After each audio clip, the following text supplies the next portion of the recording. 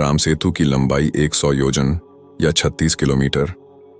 अक्सर आपने देखा होगा कि रामायण को मिथक या कल्पना बताने वाले लोग एक तर्क अवश्य देते हैं। उनका कहना होता है कि रामायण में राम सेतु की लंबाई 100 योजन बताई गई है। यदि एक योजन को आधुनिक मानक के अनुसार 12 किलोमीटर माना जाए तो पुल की लंबाई 1200 किलोमीटर हो जाती है। वीडियो को अंत तक देखिए क्योंकि इसी वीडियो में इसका उत्तर दिया जाएगा। 1200 किलोमीटर लंबा पुल तो भारत से श्रीलंका ही नहीं बल्कि मालदीव पार करते हुए अंटार्कटिका तक पहुंच जाएगा। यही अतिशयोक्ति लोगों के मन में संदेह उत्पन्न करती है और वे रामायण को काल्पनिक मानने लगते हैं।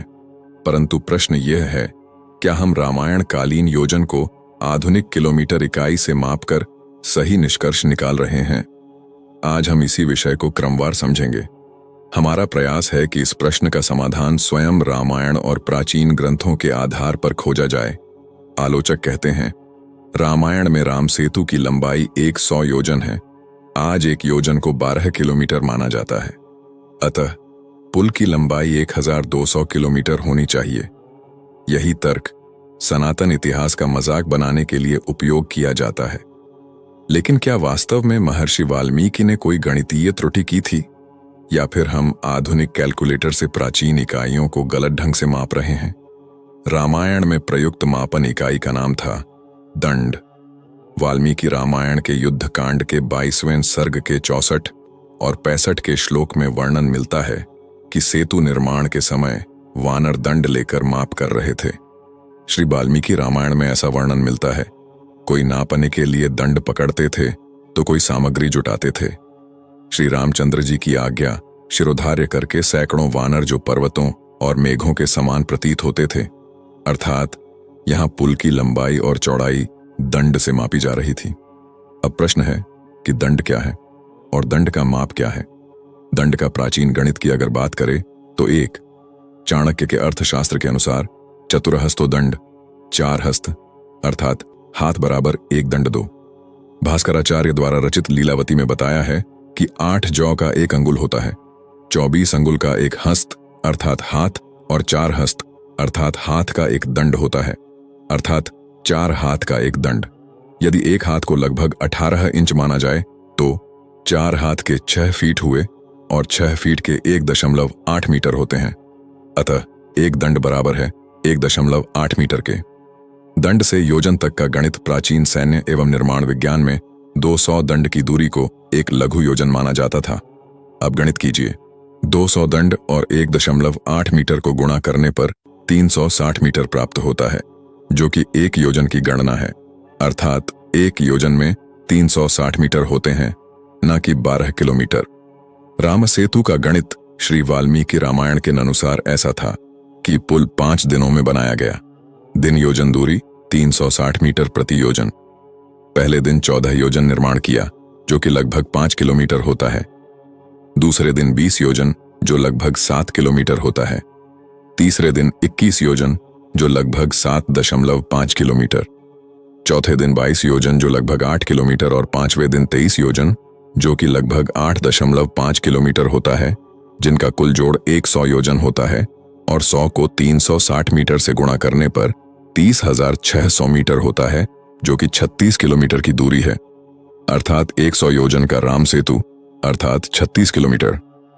अब आधुनिक सैटेलाइट डाटा से तुलना करें तो धनुषकोडी से तलाई मन्नार तक की दूरी आज सैटेलाइट मापन के अनुसार लगभग 35 से 36 किलोमीटर है। अर्थात रामायण का गणित 36 किलोमीटर और आधुनिक मापन भी 35 से 36 किलोमीटर बनता है। पूर्ण सामंजस्य के लिए श्री राम सेतु अनुपात का बड़ा प्रमाण प्रस्तुत करते हैं। रामायण में पुल का अनुपात दिया गया है, जिसकी लंबाई 100 योजन और चौड़ाई बराबर 10 योजन बताई है, जिसका अनुपात 10:1 है। आज के सैटेलाइट मापन में श्री राम सेतु की लंबाई 35 किलोमीटर और चौड़ाई है 3.5 किलोमीटर, अर्थात जिसका अनुपात 10:1, जो कि सटीक है। इकाइयां बदल सकती हैं पर अनुपात कभी झूठ नहीं बोलता। अयोध्या का भूगोल जिसका दूसरा प्रमाण है। रामायण में अयोध्या का वर्णन किया है कि अयोध्या की लंबाई 12 योजन और चौड़ाई 3 योजन है। यदि एक योजन बराबर 12 किलोमीटर माने तो लंबाई 144 किलोमीटर और चौड़ाई 36 किलोमीटर होगी, जो कि यह दिल्ली से पानीपत जितना क्षेत्र हो जाएगा। इतना बड़ा किला व्यवहारिक नहीं, लेकिन अब एक योजन को 360 मीटर माने तो 12 योजन गुणा 360 मीटर, जो 4.32 किलोमीटर की लंबाई और चौड़ाई 3 योजन गुणा 360 मीटर तो 1.08 किलोमीटर प्राप्त होता है। यह एक प्राचीन किलेबंद राजधानी के लिए बिल्कुल उपयुक्त आकार है। ऐतिहासिक किलों से तुलना करें, जैसे कि चित्तौड़गढ़ दुर्ग की लंबाई लगभग 5 किलोमीटर और चौड़ाई लगभग 1 किलोमीटर, और ग्वालियर किला भी 3 से 4 किलोमीटर के हिसाब से यह वही पैमाना है जो 360 मीटर वाले योजन से मेल खाता है। यदि 12 किलोमीटर वाला योजन लें तो इतना विशाल किला इतिहास में कहीं नहीं मिलता। अतः निष्कर्ष यही है कि रामायण का डाटा गलत नहीं था, हमने उसे गलत पैमाने से नापा।